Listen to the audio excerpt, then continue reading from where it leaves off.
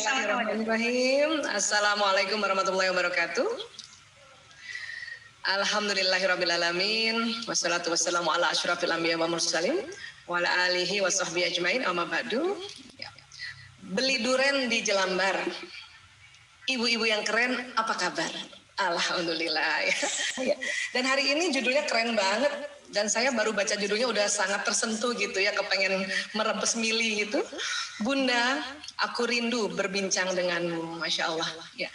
Baik, seperti biasa karena paparan kami biasanya berkaitan dengan fungsi otak, jadi saya mohon izin Mbak Lisvi untuk saya share screen terlebih dahulu, boleh ya?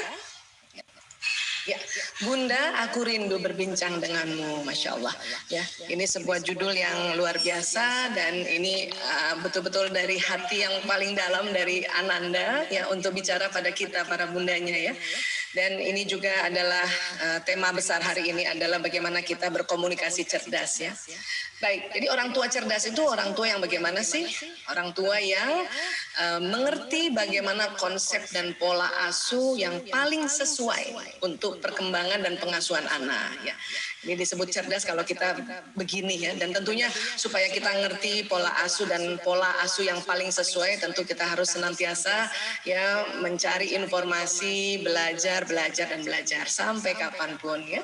Dan orang tua cerdas juga adalah orang tua yang hadir memberikan pengasuhan dan pendidikan secara langsung serta mengerti dengan kondisi-kondisi anandanya ya.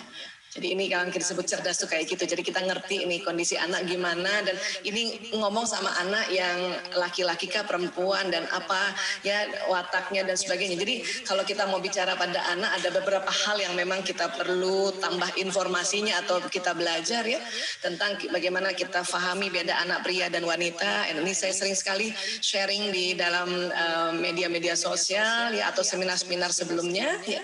Kemudian juga kita diminta memahami ciri khas era generasi anak kita ya. Anak kita kan ini kemungkinan besar generasinya adalah generasi Z dan Alpha ya.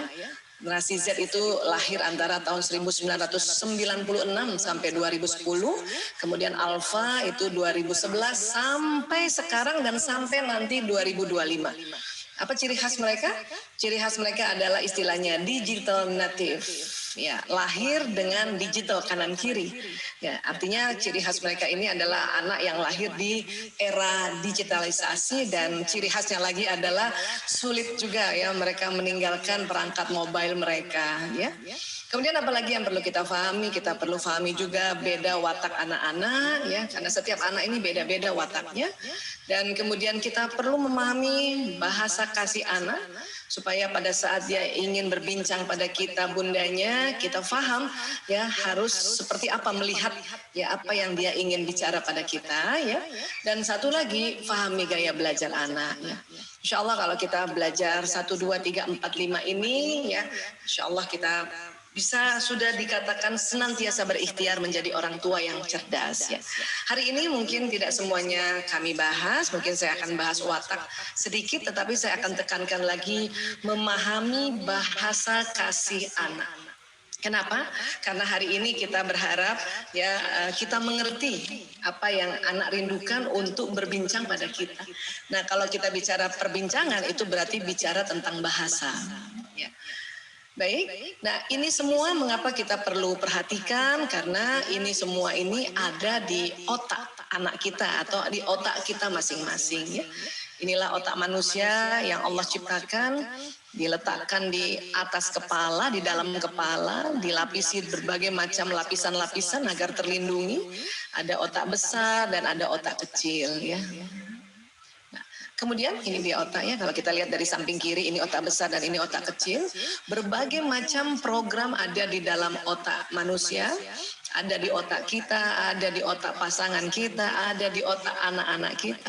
Dan ada semua di otak manusia program-program kehidupannya. Termasuk tadi ya, tentang bedanya laki-laki perempuan itu ternyata ada program yang berbeda antara laki-laki perempuan. Kemudian tentang ya era milenial itu otaknya berbeda ya dengan kita yang mungkin saya barangkali sama Mbak Santi ya, Mbak Santi kita yang lahir tahun 60-an, kita generasi X ya. Kita sama punya otak kayak gini, tapi isi programnya ada perbedaan sedikit nih dengan anak-anak era sekarang. Ya. Kemudian tentang watak juga ada di dalam program otak ini. Tentang bahasa kasih juga ada di otak, dan gaya belajar anak itu juga ada di kajian di dalam program otak manusia. Ya. Baik. Dan berikutnya, ya nanti dari otak akan jalan serabut-serabut saraf lewat tulang belakang, ini sering disebut sumsum tulang belakang. Nanti dari tulang belakang keluar serabut-serabut saraf ke seluruh tubuh, ya ini ke seluruh tubuh ya. Ini kita lihat sebagiannya saja. Dan sistem saraf ini ya membawa semua pesan yang ada programnya di otak. Nah, inilah sistem saraf. Nah, sistem saraf ini nanti membawa pesan apapun yang ada program-programnya itu di otak kita masing-masing, juga di otak anak-anak. Jadi di dalam otak besar nanti akan terbagi-bagi belahannya, dan luar biasa di dalamnya itu ada sel otak atau kita sebut neuron ya.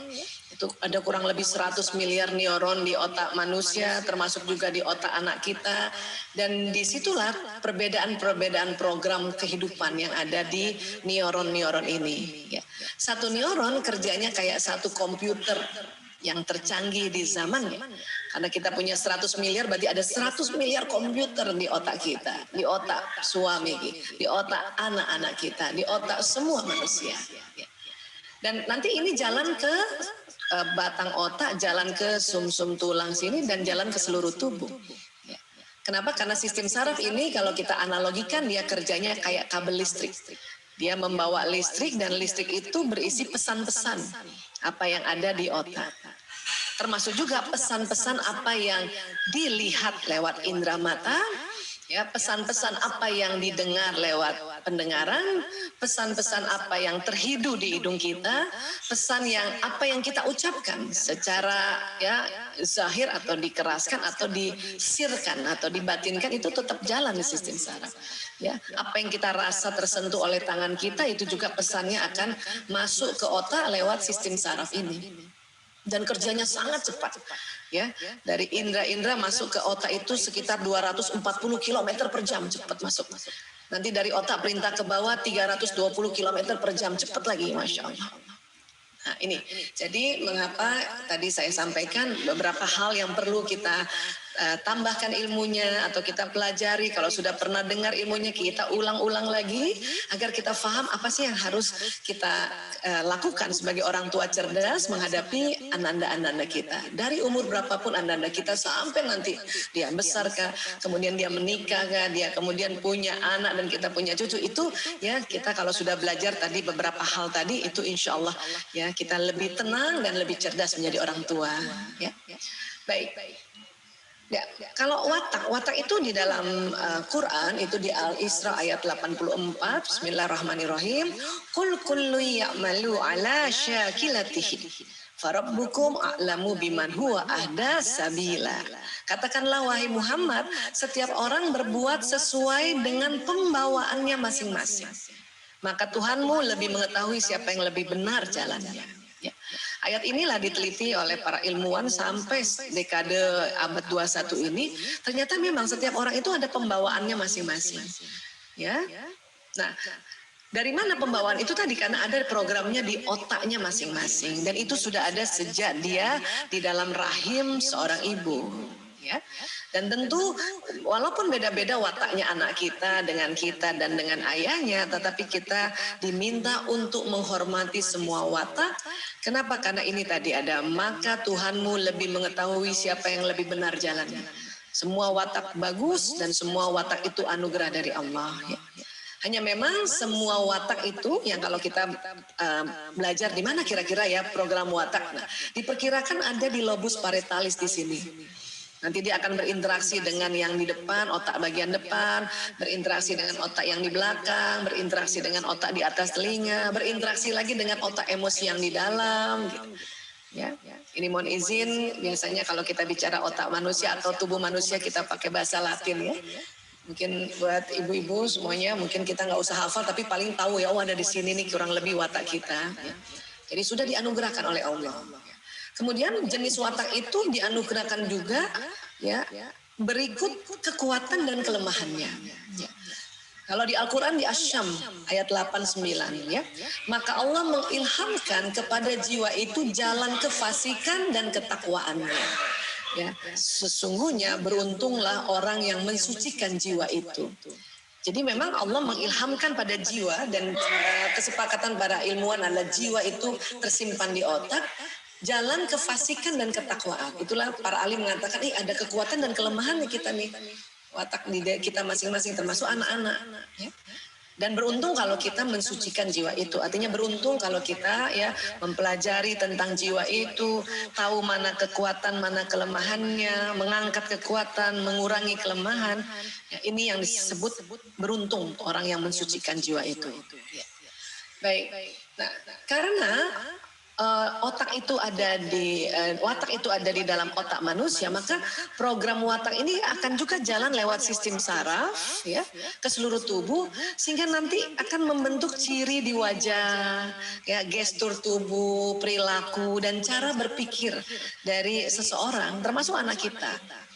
Kalau mungkin ibu-ibu pernah belajar watak ya, itu lihat anak saja udah langsung tahu nih kira-kira jenis watak apa ini dia.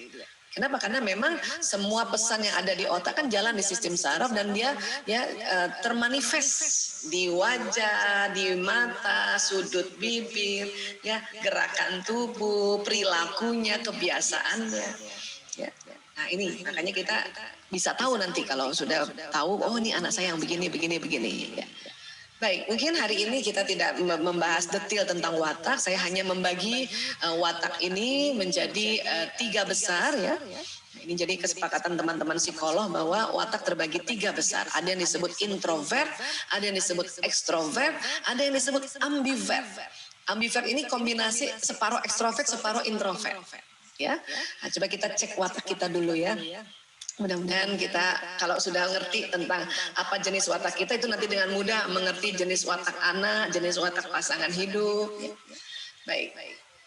Introvert. Introvert apa sih cirinya introvert? Ya. Introvert ini biasanya orang lebih memilih ada di tempat sepi. Ya, kalau para bunda ada yang dalam 7 hari lebih senang tempat sepi atau di rumah aja gitu ya. Mungkin itulah bunda berjenis introvert. Termasuk anak-anak, ada anak yang lebih senang memang di tempat sepi, lebih senang di kamarnya, ya. Nah ini dia introvert. Ya. Kalau ekstrovert bagaimana? Ekstrovert itu cirinya lebih semangat ketemu orang baru. Kalau bunda ya dalam 7 hari semangat banget ketemu orang baru, apalagi sebelum pandemi ya, wah bisa jadi kita yang watak ekstrovert. Demikian juga anak kita. Ya. Makanya untuk pembelajaran kondisi sekarang pada saat pandemi dan pembelajaran jarak jauh, anak yang ekstrovert ini biasanya yang lebih cepat gelisah dan lebih cepat bosan.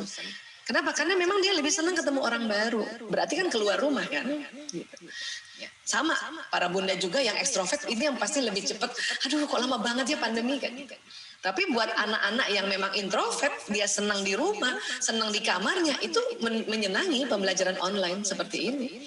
Para bunda juga yang wataknya introvert itu ya tentu senang dengan kondisi seperti ini ya, malah menikmati kondisi kita tetap di rumah ya.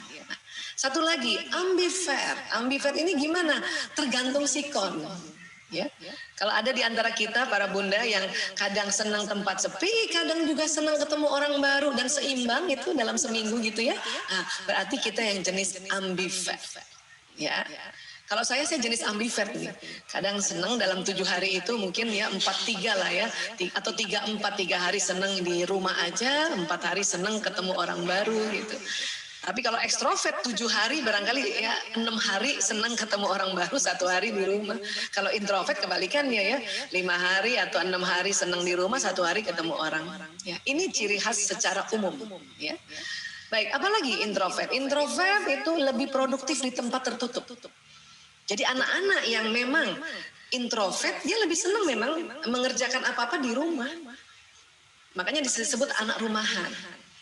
Inilah yang dia mau sampaikan kepada bunda-bunda, aku rindu berbincang padamu bahwa aku tuh orang introvert, jadi aku lebih senang di rumah memang. Lebih produktif di dalam kamar. Tapi kemudian anak yang ekstrovert ini ciri khasnya lebih produktif di tempat terbuka. Makanya anak ekstrovert belajar online di rumah ini sangat berat ya melaluinya. Karena dia butuh orang banyak, butuh tempat yang terbuka, berarti di luar rumah kan gini. Ya. Begitu juga kita, mungkin para bunda ada yang ekstrovert, makanya lebih produktif kalau di luar rumah malah. Ya, nah ambivert bagaimana? Ambivert bisa keduanya. Kadang lebih produktif tempat tertutup, kadang lebih produktif di tempat terbuka. Nah, itu ambivert gitu. Ya, separuh-separuh dia. Ya. Baik, kemudian apalagi ada perbedaan-perbedaannya introvert, extrovert, ambivert. Ya. Introvert terpulihkan energinya saat sendirian. Jadi bunda atau ananda yang memang anaknya introvert, dia malah kalau di dalam lagi sakit kah atau sedang nggak enak perasaan ya, bad mood, itu lebih senang sendirian. Nah, kalau ekstrovert terpulihkan energinya saat beramai-ramai. Jadi kalau kita lihat anak kita memang ekstrovert, terus dia lagi bad mood, malah bunda aku pengen banget keluar. Nah ini pandemi, please sebentar aja. Kemungkinan besar itu ananda tuh ekstrovert ya. Karena dia akan terpulihkan energinya saat di luar, saat beramai-ramai. Ya. Nah, kalau ambivert tentu tergantung situasi kondisi. Kadang bisa sendiri, kadang bisa rame-rame gitu. Kemudian ya introvert lebih suka bekerja atau belajar sendiri. Ya. Kalau ekstrovert lebih suka bekerja atau belajar dalam tim atau dengan orang banyak. Inilah yang pada saat kondisi kayak gini sekali lagi anak ekstrovert itu betul-betul kerja keras untuk handle perasaannya. Jadi please kalau nanti Ananda bilang, "Bu, aku bosan banget kerja sendiri, aku belajar sendiri bosan banget." Nah, bisa jadi itu anak yang ekstrovert itu. Ya. Nah tentu anak yang ekstrovert karena sekarang juga PSBB-nya transisi, kita bolehlah bantu dia, temani dia keluar sebentar aja dulu, ya, yang dekat-dekat rumah lah dulu, ya, beli beras, beli sirup atau biskuit dan sebagainya. Itu udah gembira banget itu, pulang ke rumah dia udah, ya gitu. Tapi kalau anak introvert, aku di rumah aja lah bun. Ya. Itulah yang kita harus pahami supaya kalau anak mau berbincang tentang apa sih saya ini, kita paham tentang ini. Ya. Dan ambivert sekali lagi dia bisa sendiri dan bisa juga rame-rame. Ya, introvert biasanya akan banyak berpikir sebelum mulai bicara. Anak-anak yang introvert ini memang tidak setiap hari ngomong. Dan pada saat dia sudah mau ngomong, itu berarti dia sudah pikirkan masa-masa. Kalau kita punya anak introvert dengan ciri-ciri yang tadi, kemudian dia pada suatu saat minta sesuatu, bun, aku pengen ngomong sebentar aja, itu segera berhenti semua kerjaan rumah. Ya, ngomong sama anak introvert. Kenapa? Pada saat anak introvert sudah mau ngomong, itu berarti sudah dia pikirkan masa-masa. Ya, kalau perlu itu gadget kita simpen dulu, walaupun kita lagi chatting barangkali dengan siapa gitu, baru kita. Kecuali chatting sama suami ya, sama ayahnya. Anak-anak harus tahu kalau seorang bapak atau ayah atau suami sedang chat ibunya, dia harus dijawab dulu. Dia bilang sama anak kita, sebentar ya nak ya, ini ayah yang chat, ibu minta waktu 3 menit. 3 menit, ya balas WA ayah. Karena anak-anak harus tahu itu. Ya. Baik, dan ekstrovert biasanya akan mengatakan apapun yang dipikirkan. Jadi asal ceplos gitu tuh. Ya, dia outspoken namanya, dia asal diomongin. Bunda juga jangan terlalu baper kalau ada anak kita ekstrovert, ngomong aja gitu ya, semua langsung dia omongin. Ya, kadang-kadang kita suka kaget omongannya dia, apa sih? Ya, ini dia ngomong asal aja kan gitu. Nah, itulah anak ekstrovert. Nah, ambivert, ya tentu ambivert bisa lebih banyak berpikir, bisa lebih banyak bicara. Ya. Dan kemudian introvert, cenderung lebih pendiam. Ya, padahal sebenarnya bukan pendiam, dia lagi mikir. Karena introvert ini terbagi dua nanti, pemikir dan pengamat. Ya. Nah, ekstrovert ya cenderung lebih ceplas-ceplos. Karena ekstrovert ini nanti hasratnya dua, ya, hasrat gembira dan hasrat mengatur. Dan ciri khasnya spontan. Nah, kalau ambivert ya akan ceplas-ceplos pada satu kondisi, tapi akan juga lebih banyak diamnya pada satu kondisi. Nah, inilah pembagian besar tentang watak, 3 besar tentang watak. Ya, ini saja kita sudah bisa tahu, oh anakku yang introvert, oh aku yang ekstrovert, oh aku yang ambivert kayaknya, oh anakku yang ambivert. Dengan begini aja pada saat Ananda mau bicara sama kita, mau dialog sama kita, kita sudah bisa setting bahwa oh ya Anandaku yang introvert. Ya, kalau diajak kemana-mana, enggak, aku di rumah aja bunda. Oke, ya nak, bunda paham. Ya. Tapi sesekali-sekali juga kita ajarkan kalau sangat penting banget, ayo nak kita keluar, sangat penting banget ini. Sebentar saja gitu. Ya, nah jadi kita bisa paham tentang apa sih yang diharapkan Ananda ini. Kemudian berikutnya tentang bahasa kasih sayang. Nah ini kita mulai masuk bahasa kasih sayang ya. Apa sih ini? Ya, bahasa kasih atau bahasa cinta itu cara yang digunakan seseorang untuk mengungkapkan rasa kasih sayang dan cinta di dalam dirinya kepada orang lain. Ini kadang anak sama bundanya beda cara mengungkapkan kasih sayang. Makanya sering nggak ketemu. Ya, kita menganggap anak saya kayaknya nggak sayang sama aku ya. Terus anak juga merasa kayaknya bunda aku nggak sayang sama aku ya. Karena apa? Karena pengungkapan rasa kasih sayang dan cintanya berbeda. Dan inilah yang kalau saya pribadi saya senang sekali belajar bahasa kasih sayang ini. Baik. Nah, pada saat kita bisa pas banget mengungkapkan rasa kasih sayang dan kita tahu bahwa inilah bahasa kasih sayang, ini akan menstimulasi hormon bahagia dan hormon cinta yang ada di kelenjar pituitari. Ya. Jadi ada kelenjar di bawahnya, di dasarnya otak, dan kalau posisinya itu persis di antara pertemuan dua alis ini, di atas sedikit, ya kalau dibor ke dalam ini alis kita nih di sini nih, ya itu ada kelenjar pituitari di dalamnya. Itu kalau pas bahasa kasihnya dan kita ngerti bahasa kasihnya, baik anak maupun bahasa kasih pasangan kita, itu dopamin keluar, hormon bahagia keluar, dan kita rasanya seneng banget. Dan anak pun juga begitu. Ya, baik. Namun di dalam otak juga ada batang otak. Batang otak atau otak reptil ini, ya, kalau dia tegang, maka ya apapun yang kita kasih tahu anak, nasihati anak, bicara sama anak itu tidak bisa masuk ke dalam otaknya di depan, di prefrontal. Ya. Jadi hanya sampai di batang otak itu aja. Kalau kita nasihati anak dengan keras dan kasar, batang otak mereka tegang, ya, dan mereka akan merespon fight or flight, serang balik, ya, orang tua atau kita kabur, ya. Bisa kayak gitu. Nah ini harus hati-hati. Ya. Dan batang otak ini akan rileks, akan lembut bila kita tahu persis bagaimana cara mengungkapkan kasih sayangnya anak kita dan kita pakai cara dia.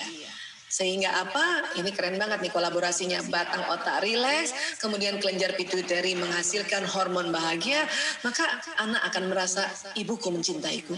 Begitu juga kita. Ada sebuah teori yang diutarakan oleh Bapak Adi W. Gunawan, ya. Jadi kata Pak Adi begini, menurut riset beliau ya, di otak kita manusia dan juga anak kita itu ada baterainya, ya, ada jumlahnya 5 baterainya ini, ya. Nah, kemudian dikatakan rasa aman seseorang berbanding lurus dengan isi baterai kasihnya. Jadi kaitannya tadi dengan batang otak, kelenjar pituitari dengan baterai ini adalah, ya, rupanya kalau kita bisa charge baterai anak kita atau baterai diri kita, baterai pasangan kita, maka batang otak akan rileks, kelenjar pituitari mengeluarkan hormon dopamin, ya, dan anak atau pasangan hidup atau kita sendiri itu rasanya aman deh tinggal di keluarga ini, gitu. Tapi kalau sudah isi baterai sudah mulai lowbat atau bahkan sudah habis bis, itulah anak nggak merasa aman pada kita juga nggak aman sama anak, atau seorang ibu yang baterainya lowbat habis itu merasa nggak aman dan tidak nyaman tinggal di keluarga itu. Ya, inilah makanya disebutnya teori baterai kasih sayang. Ini seperti perumpamaan, ya. Apa sifat baterai kasih? Harus diisi setiap hari. Ya, makanya kenapa diumpamakan baterai supaya kita lebih paham, ya. Jadi harus dicas setiap hari. Walaupun tidak dicas 24 jam. Karena baterai kalau dicas 24 jam jadinya gembung, ya. Jadi rusak malah. Ya. Jadi kita mengecas baterai kasih anak, ya ada waktunya gitu. Wah, Isa, saya nggak bisa setiap hari, gimana dong, ya? Nah, dikatakan oleh para ilmuwan ini, hasil risetnya dikatakan begini, minimal 3 hari seminggu. Kita ngecas baterainya anak-anak, ya. Kalau dia tinggal bersama kita ya setiap hari dong, kan asik. Itulah salah satunya juga hikmah pandemi, anak-anak pulang semua ke rumah, ya. Anak saya 5, sebelum pandemi, satu di Jogja, satu di Semarang, satu di Ciputat. Itu ngecharge-nya itu agak sulit tuh, nggak bisa setiap hari. Terpaksa ambil yang 3 hari seminggu dengan cara ya terpaksa virtual gitu. Tapi pas pandemi semua pulang dan alhamdulillah ada di rumah, akhirnya ibunya bisa ngecharge dia setiap hari ya. Kemudian penyimpangan perilaku adalah indikasi isi baterai sudah mencapai batas kritis minimal. Kalau ada anak kita yang tadinya kalem, tiba-tiba dia merajuk ya, dia ngambek sama kita, berarti itu baterainya sudah batas minimal. Ya. Yang tadinya ada anak penuh kasih sayang, suka meluk, kemudian dia ya suka tiba-tiba mukul, itu berarti baterainya sudah batas kritis minimal. Termasuk anak yang suka membuli, itu berarti baterainya kosong. Ya, kalau misalnya tadi ada ibu guru di sini yang hadir ya, kalau ada anak di dalam kelas dia pukul temannya, dia bully temannya, ya, atau dia cubit temannya, itu berarti baterainya sudah kritis minimal. Berarti sudah berminggu-minggu bahkan berbulan-bulan nggak pernah orang tuanya charge baterainya. Ya, terkadang kita nggak sengaja karena nggak tahu. Hah? Baik. Jadi baterai itu diperumpamakan ada di otak dan dia berada di lokasi parietalis. Dengan kita charge baterai ini, maka listrik yang ada di daerah otak kita ini dia akan jalan lewat sistem saraf kan tadi. Ya, sehingga apa? Sehingga apapun yang kita sampaikan pada anak lewat telinganya ya, nak tolong nak, ya. Misalnya ya, rapikan tempat tidur, anak dengan senang hati mengerjakannya. Kenapa? Karena baterainya penuh. Listrik di tubuhnya ini ya itu penuh, sehingga dengan ringan dia mengerjakannya gitu. Ya. Nak belajar nak, besok kita ulangan, siap bunda. Itu berarti baterai dia penuh itu. Kenapa? Karena terisi. Tapi kita minta tolong sesuatu pada anak-anak, kemudian dia ya malas banget, enggan banget untuk mengerjakannya, bisa jadi baterainya sudah mulai lowbat. Termasuk kita para istri juga. Kalau seorang istri tahu suaminya datang, terus dia enggan banget sambut suaminya, itu berarti listriknya udah lowbat. Jadi nggak ada energi jalan di badannya. Makanya dalam hati saya udah bodo amat lah, biarin, gue juga tahu dia datang. Itu berarti lowbat banget bu. Ya. Gimana dong Bu Aisyah? Di-charge Bu, di-charge. Ya. Jadi kita punya baterai, anak kita punya baterai, dan pasangan hidup juga punya baterai. Semua manusia punya baterai. Oke. Baik, jadi kita diminta charge baterai kasih dengan bahasa kasih. Ya. Maksudnya apa Bu Aisyahnya? Jadi perumpamaan baterai itu ya bagaikan dia rangkaian seperti ini ada di otak kita dan dia terangkai seperti ini 5 nih, ya. Dan ngecharge dengan bahasa kasih. Apa itu bahasa kasih? Kata-kata pendukung, waktu bersama, sentuhan fisik, pelayanan, menerima hadiah. Ini 5-5-nya kita suka. Setiap orang suka 5-5 ini. Tapi ternyata baterai yang di otak itu urutannya beda-beda sehingga baterainya ini nggak begini semua urutannya. Ada yang urutannya nomor 1 sentuhan fisik, nomor 2 baru kata-kata pendukung, nomor 3-nya baru menerima hadiah, 4-nya pelayanan. Ya, jadi berbeda-beda. Inilah yang terkadang pada saat kita ya menyampaikan kasih sayang seorang bunda pada anak beda. Karena anak baterainya nggak begini urutannya gitu. Terus bagaimana cara nge-charge-nya Bu Aisyah? Kalau kita masih punya anak baru lahir sampai usia 3 tahun, maka baterai 5-5-nya harus di-charge setiap hari dengan 5 bahasa kasih ini. Kalau kita masih punya anak, para bunda yang di bawah 3 tahun ya, berarti setiap hari ada nggak? Sudah kita kasih kata pendukung nggak? Artinya kita sudah puji dia belum? Sudah kasih waktu bersama nggak? Main sebentar kah? 15 menit, setengah jam, 1 jam? Atau sudah kita peluk belum dia? Kita cium? Atau kita sudah layani belum? Buatkan makanan, suapkan dia, pakaikan baju, mandikan dia, itu pelayanan. Ya? Atau kita sudah kasih hadiah dia? Nah, saya terus terang dulu ini yang kurang nih. Karena saya nggak tahu, saya pikir hadiah itu paling pas milad aja atau sebulan sekali. Ternyata setiap hari. Tentu bukan sesuatu yang harus dibeli, ya. Hanya misalnya kita bikinkan bubur susu, terus kita bilang, ya ini hadiah buat adik, bubur susu, bunda belikan, bunda buatkan, atau apapun. Jadi nggak mesti hal-hal yang mahal dan harus ya mainan dan sebagainya. Ini ternyata sampai 3 tahun temu ini harus dilakukan ini. Buat para bunda yang bekerja kan malam hari bisa kan? Sekalian peluk itu anak, main sama-sama, kita kasih kata-kata pendukung pujian, kita cium pipinya, cubit-cubit atau usap-usap kepalanya, kita layani dia mungkin sambil makan, dan kita bilang ini hadiah buat adik. Jadi pelayanan dan hadiah kadang-kadang bisa bersamaan. Sampai 3 tahun. Tapi nanti kalau sudah 4 tahun ke atas sampai sekarang, usia kapanpun, maka tidak perlu setiap hari 5-5-nya di-charge. Dari 5 baterai ini cari mana baterai pertamanya Ananda kita. Yang mana? Ya.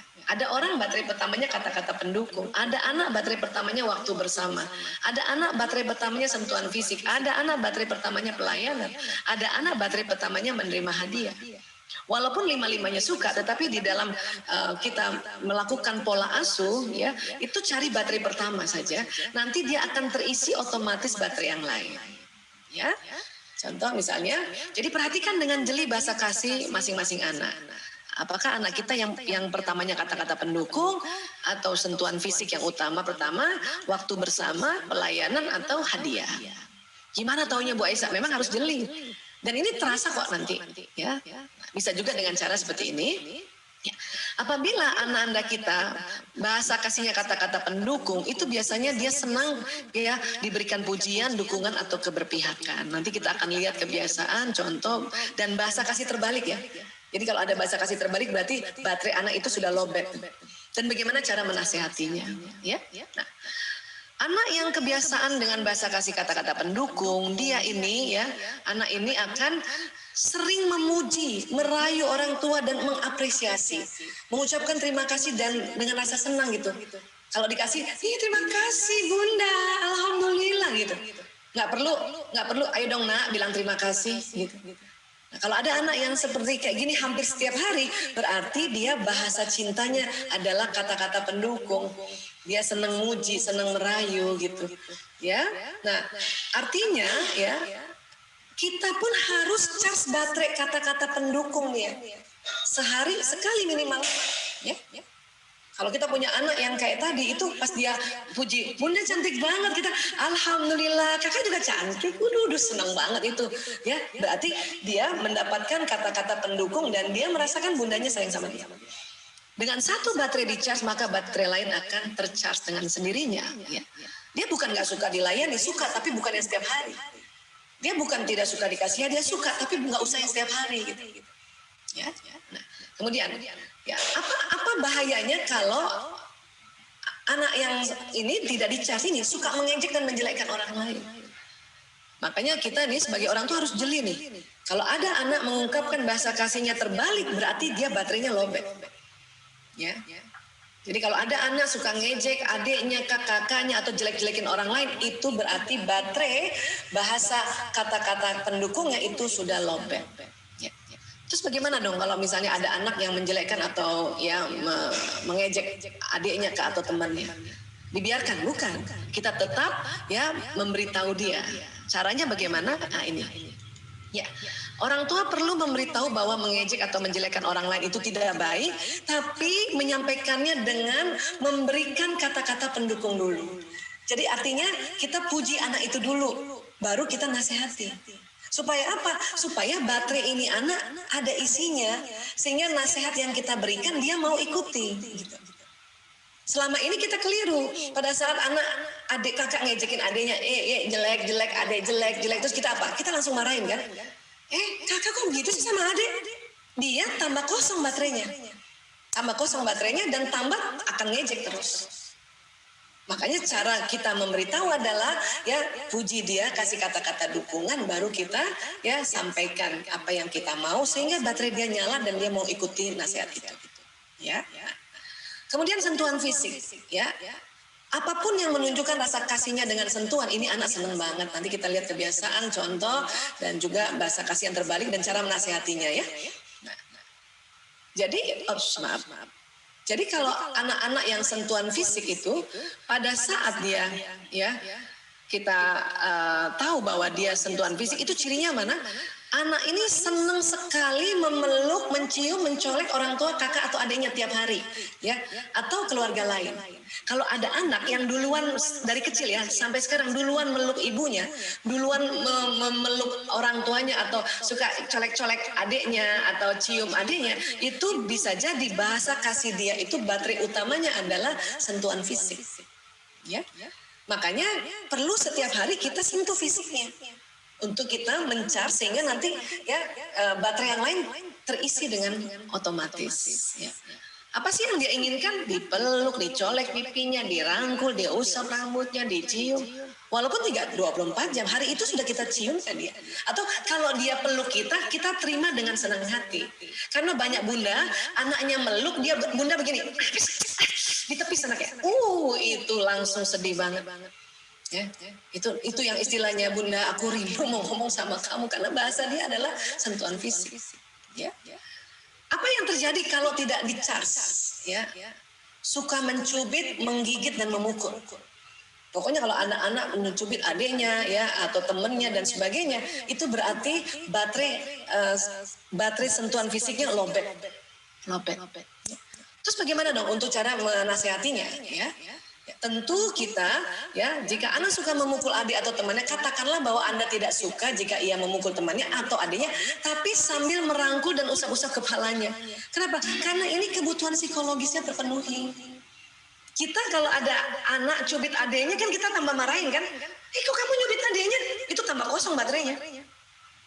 Dan kita karena nggak ngerti ya mungkin dulu ya kita marahin tanpa kita usap-usap. Coba panggil, nah sini, aku bunda, peluk dulu, ya, baru kasih tahu, ya. Nah kalau kamu mukul adik itu sakit loh nak. Tapi kita sudah charge dulu baterai. Ini yang kadang-kadang kita keliru, ya. Baik, waktu berkualitas bersama apa sih? Senang ditemani untuk mengerjakan sesuatu, ya. Nanti kita lihat kebiasaan, contoh dan bahasa terbalik ya. Apa sih ciri-cirinya anak yang kayak gini? Suka mendampingi orang tuanya dalam melakukan sesuatu. Misalnya ketika orang tua nonton TV, merapikan barang, atau membaca koran. Ya? Dan dia akan duduk di sebelah orang tua dan hanya duduk dan terkadang sesekali bertanya. Kalau ada anak kita selama ini ya, dia tiba-tiba kita lagi bebenah, tiba-tiba dia duduk di samping kita. Nggak ngomong, cuma ngeliatin doang. Itu berarti dia baterainya itu waktu yang berkualitas bersama. Dan jangan diusir. Sana masuk kamar. Ini banyak kotoran di sini. Itu sedih banget. Mending kita sapa dia dan biarkan dia ada di situ. Terima kasih ya nak, bunda ditemenin. Ya. Kenapa? Karena anak yang bahasa baterai pertamanya waktu berkualitas, kalau kita menemani dia ya dan kita juga membiarkan dia menemani kita, maka dia ke-charge dan yang lain ke-charge. Ya. Terus kalau dia baterainya lobet apa? Senang menyendiri. Ngambek, senang menyendiri, ya, nggak mau diajak kemana-mana, nggak mau. Terus gimana cara memperbaikinya? Ya, caranya adalah ya luangkan waktu dengan anak sambil menemaninya beberapa menit. Kalau ada ngambek anak kayak gini, kita di sampingnya langsung duduk. Jangan ajak bicara dulu, ya. Kurang lebih paling lama 15 menit tuh. Nanti anak kan tahu kita ada di samping, terus karena 15 menit dia yang nyapa duluan. Bunda ngapain sih di sini? Temenin kakak, temenin adik. Tapi banyak orang tua, anak yang ngambek kayak gini udah dimarahin. Atau kalaupun ditemenin cuma 5 menit karena nggak tahan, karena dia nggak ngomong, kita tinggalin. Itu tambah lobet baterai. Dan hindari memaksa anak untuk melakukan kegiatan, beri waktu agar tumbuh kemauan sendiri dari anak. Jadi anak yang kita tahu yang ngambek kayak gini, kita harus duduk di sampingnya. Tahan, ya. Sambil kita doakan dalam hati kita, ya tahan. Kenapa? Karena nanti anak juga rasa, ibuku betul-betul loh dia mau temenin aku, baru dia percaya. Makanya dia mau ngomong lagi kalau dia sudah terlanjur ngambek ya. Pelayanannya apa? Senang melayani dan senang dilayani. Contohnya kebiasaannya apa? Kebiasaannya membantu kakak dan adik serta orang tuanya. Kalau ada anak yang sigap, tegas dan selalu ingin bantu kakak, adik dan orang tua, itu biasanya baterainya pelayanan. Ya, dia sigap membantu dan senang juga bila orang tua melayani dan membantunya tanpa diminta. Ya, kakak mau apa kak? Mau minum kak? Iya bun. Karena kita udah tahu kebiasaan dia jam segini minum susu. Sebelum dia minta kita kasih layani dia. Itu senang banget ya. Ya, baterai pelayanannya dipenuhi maka baterai lain terpenuhi. Ya. Nah, kemudian apa lagi? Kalau anak ini tidak di charge baterainya, suka meminta dilayani dengan cara kasar. Kalau ada anak minta dilayani dengan kasar, itu baterainya kosong itu. Ya. Terus apa lagi? Menjadi bosi. Ya. Terus apa lagi? Nah, inilah yang sering membuli adiknya atau temannya. Itu biasanya baterai pelayanannya itu sudah mulai kosong. Mungkin bundanya sudah lama nggak ambilkan minum dia, nggak ambilkan nasi dia, ya, nggak bikinkan makanan. Itu karena pelayanan kayak gitu. Atau kalau dia mau melayani kita menampiknya. Bunda, aku aja yang ambilin tas ya. Nggak usah. Bunda bisa kok. Itu sedih banget itu. Ya. Nah, bagaimana cara menasehatinya? Orang tua melayani atau membantu tanpa diduga dan tanpa diminta dulu, baru kita kasih tahu bahwa ya kalau kita tuh boleh tidak boleh memaksa bla bla bla dan sebagainya, tapi bantu dulu apa?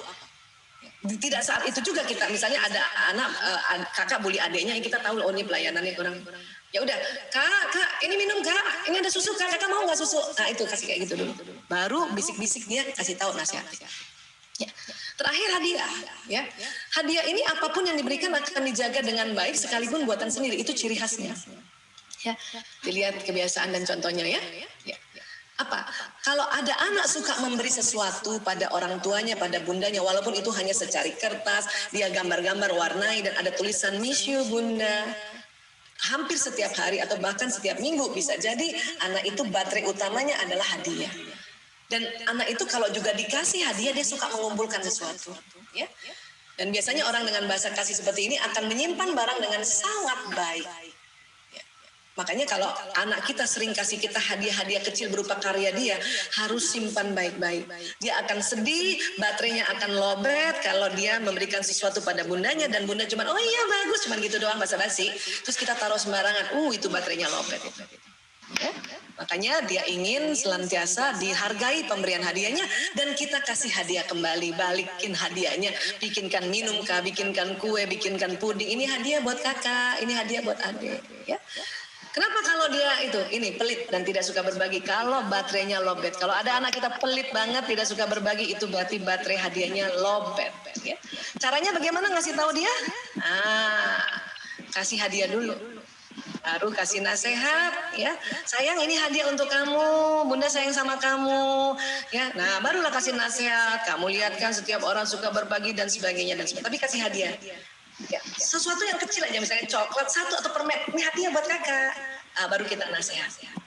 Nah, inilah 5 baterai kasih yang ada di otak manusia dan cara bagaimana mencharge-nya. Sekali lagi, kalau sudah 4 tahun sampai umur sekarang ini, entah anak kuliah kah atau anak sudah berumah tangga, kita harus tahu persis mana baterai kasihnya mereka. Ya, bagus lagi kalau kita tahu baterai pertama dan keduanya. Sehingga kalau kita setiap hari mencharge 2 baterai ini, insya Allah anak akan merasa sangat dicintai, sangat disayangi, dan ya dia sangat aman dan nyaman di rumahnya. Ya, baik. Seperti ya, baik. Bisa dijadikan tips ya buat kita.